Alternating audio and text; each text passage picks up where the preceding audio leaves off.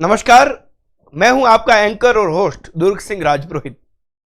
चूंकि पूरे भारत में राजस्थान की राजनीति और खासकर कांग्रेस की राजनीति पर लंबे समय से चर्चाएं चल रही है। चर्चाओं की वजह यह कि कांग्रेस के पूरे देश में हालात कई राज्यों में अच्छे नहीं हैं और जो बची कुची सरकारें थी उनमें भारतीय जनता पार्टी ने इतने बड़े उतार चढ़ाव डाल दिए कि मुखिया ही बदल गए। चाहे मध्य प्रदेश की बात करें, गोवा में पहुंचने नहीं दिया, कर्नाटक में भी हाल खराब कर दिए। अब जहां जहां सरकारें थी वहां स्थिति ऐसी आ गई कि मुखिया बदलने की मांगे उनके ही नेता लगातार करने लगे।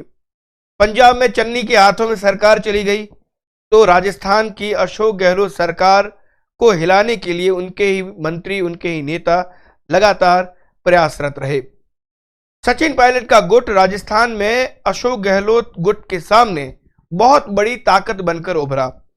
यही वजह रही कि जैसलमेर से लगाकर मानेसर तक सरकारों और सरकार के लोगों को कैद रहकर रहना पड़ा। प्रदेश की जनता भौचक होकर यह देखती रही कि आखिर सरकारें इन होटलों से चलेगी कैसे।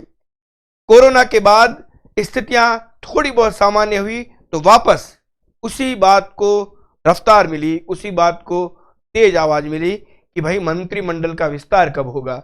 कब वो लोग जो बार बार सचिन पायलट कहते रहे कि उन लोगों को कब सत्ता में हिस्सेदारी मिलेगी जिन्होंने सड़कों पर डंडे खाए, 6 साल तक मेहनत की, घर घर पहुंचकर कांग्रेस के लिए वोट मांगे, लेकिन शब्दों के बाण दोनों तरफ से चलते रहे। किसी तरीके से न पार्टी का फायदा हो रहा था और न दोनों गुटों का फायदा हो रहा था, क्योंकि एक गुट सरकार सत्ता में था, उसे सत्ता और राज्य चलाना था, पार्टी और संगठन चलाना था, और एक तरफ सचिन पायलट गुट के लोगों का, सचिन पायलट का खुद का ये कई बार कहना था कि उनके नेता, उनके समर्थक, उनके साथ रहने वाले लोग बार बार एक बात कहते हैं कि जब मेहनत हमने की तो भैया सत्ता का स्वाद, सत्ता का सुख कुछ लोग ही क्यों खाते रहे।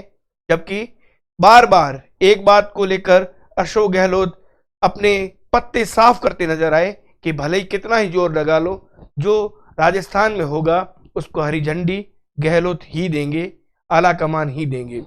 लेकिन अजय माकन के आने का दौर जब शुरू हुआ तो राजस्थान में इस बात को लेकर बार बार कयास लगाने लगे।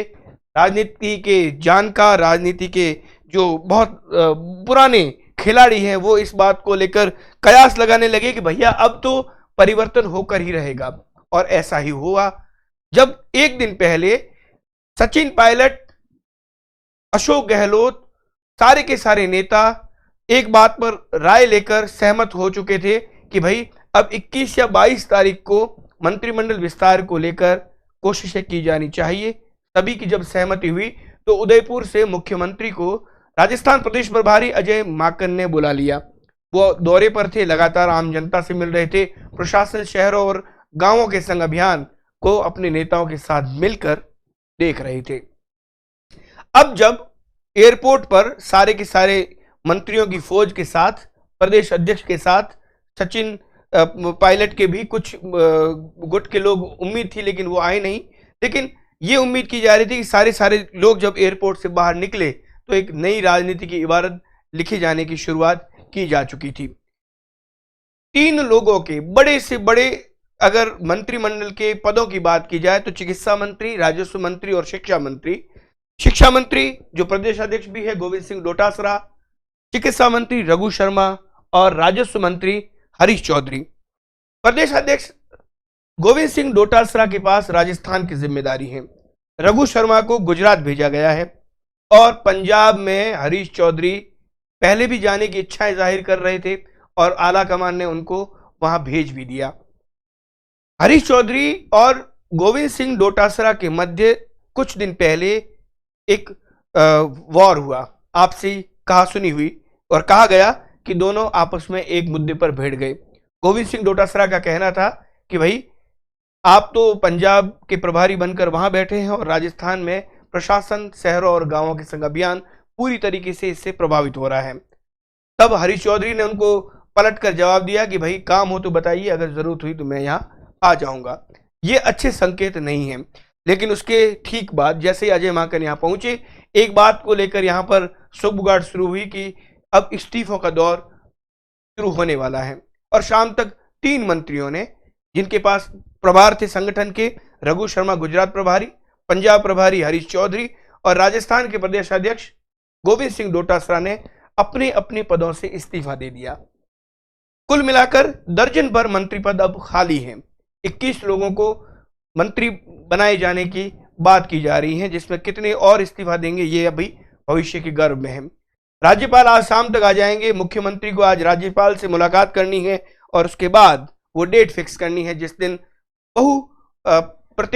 बहुप्रत्याशित ये कहा जा सकता है कि मंत्रिमंडल विस्तार है, उसको अमली जामा पहनाया जाएगा।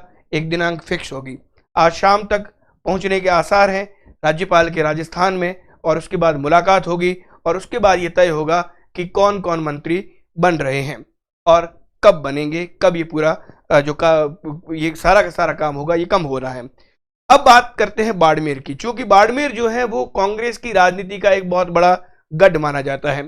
सचिन पायलट गुट की ओर से हेमाराम चौधरी और कुछ अन्य नेता यहाँ पर लगातार वर्तमान जो सरकार के मुखिया हैं उनके पक्ष में न रह के उनके खिलाफ थे और बार बार ये बयान दिए जा रहे थे। यहाँ तक कि पूर्व राजस्व मंत्री और वर्तमान गुड़ामालानी विधायक ने तो अपने विधायक पद से इस्तीफा देकर राजनीतिक बवंडर खड़ा कर दिया था। हरीश चौधरी चूंकि अब इस्तीफा दे चुके हैं तो यह कयास लगाए जा रहे हैं कि संभवतः सचिन पायलट के सबसे नजदीकी हेमाराम चौधरी को कैबिनेट में लिया जा सकता है। साथ ही साथ इस बात को लेकर भी चर्चा चल रही है कि ST/SC चेहरे के रूप में पद्माराम मेघवाल को भी मंत्री बनाया जा सकता है, लेकिन इस पे किसी भी तरीके से कोई आधिकारिक बात सामने नहीं आई है। मेवाराम जैन बाड़मेर की राजनीति का ऐसा चेहरा जिसको आज दिन तक न भारतीय जनता पार्टी और न ही कांग्रेस के बड़े नेता समझ पाए। न तो आज दिन तक भारतीय जनता पार्टी यह कोशिश सफल कर पाई कि उनके सामने कोई भारतीय जनता पार्टी ऐसा चेहरा पेश करे जिससे मेवाराम जैन को हराया जा सके। वहीं कांग्रेस के संगठन की बात करें या सत्ता की बात करें, मेवाराम जैन हमेशा से एक तुरुप का इक्का बनकर साबित हुए हैं। चाहे पार्टी की सरकार प्रदेश में हो या ना हो, लेकिन बाड़मेर की जनता की आवाज बनकर मेवाराम जैन ने वो सारे काम करवाए जो सत्तासीन भी बड़ी मुश्किलों से करवा पाते हैं। ऐसे में जब उनकी खुद की सरकार है तो यह कहा जा रहा है कि हो सकता है कि इस मंत्रिमंडल विस्तार के साथ मेवाराम जैन को भी स्टेट मोटर गैराज की गाड़ी देकर मंत्री पद दे दिया जाए। लेकिन बाड़मेर विधायक मेवाराम जैन लगातार ये कहते आए हैं कि न तो उन्हें मंत्री पद से लगाव है और न ही वो मंत्री बनना चाहते हैं, लेकिन उनका ये भी कहना था कि वे बाड़मेर की जनता को बाड़मेर की जनता की आवाज को जयपुर तक पहुंचाने के लिए विधायक पद पर रहकर ही सक्षम हैं। उन्हें मंत्रिमंडल में शामिल होने की जरूरत नहीं है। लेकिन जानकार बताते हैं कि अगर अशोक गहलोत ने उनको राजी कर लिया तो संभवतः एक अच्छा विभाग मेवाराम जैन को दिया जा सकता है। बाड़मेर के दूसरे नेताओं की बात करें तो ऐसा कोई नेता सामने अभी तक नहीं आ रहा है जिनके चेहरे पर पार्टी या पार्टी के दोनों गुट कोई दांव लगाए कि हमारे इस व्यक्ति को मंत्री पद दे दिया जाए। मदन प्रजापत में अब वो बात मंत्री बनने वाली नजर नहीं आती। साथ ही साथ पद्माराम मेघवाल का बात नाम भले ही जोर शोर से चल रहा हो, लेकिन ऐसा लगता नहीं कि उन्हें भी मंत्रिमंडल विस्तार में जगह दी जाएगी। अमीन खान की उम्र कहीं ना कहीं आड़े आ रही है। ऐसा लगता है पार्टी को कि अब इन पे दांव लगाना कोई समझदारी का काम नहीं होगा। लेकिन हेमाराम चौधरी एक बहुत बड़ा चेहरा और मेवाराम जैन एक बहुत बड़ा चेहरा बनकर साबित हो रहे हैं और संभवतः हो सकता है कि इन दोनों में से एक व्यक्ति को एक गुट से, जो सचिन पायलट के गुट से आते हैं हेमाराम चौधरी, उनको मंत्रिमंडल विस्तार में जगह दी जाए, या फिर अशोक गहलोत के सबसे नजदीकी खासम खास मेवाराम जैन को भी मंत्री पद से नवाजा जा सकता है। लेकिन अब कुछ घंटे ही बचे हैं, उसके बाद यह तय होगा कि मंत्रिमंडल विस्तार कब होगा और किन किन लोगों को इस मंत्रिमंडल विस्तार में जगह मिलेगी। फिलहाल हम कोशिश करेंगे कि लगातार बाड़मेर और राजस्थान की राजनीति में पल पल हो रहे अपडेट पर नजर रखें और आपको उस अपडेट से हम रूबरू करवाते रहें।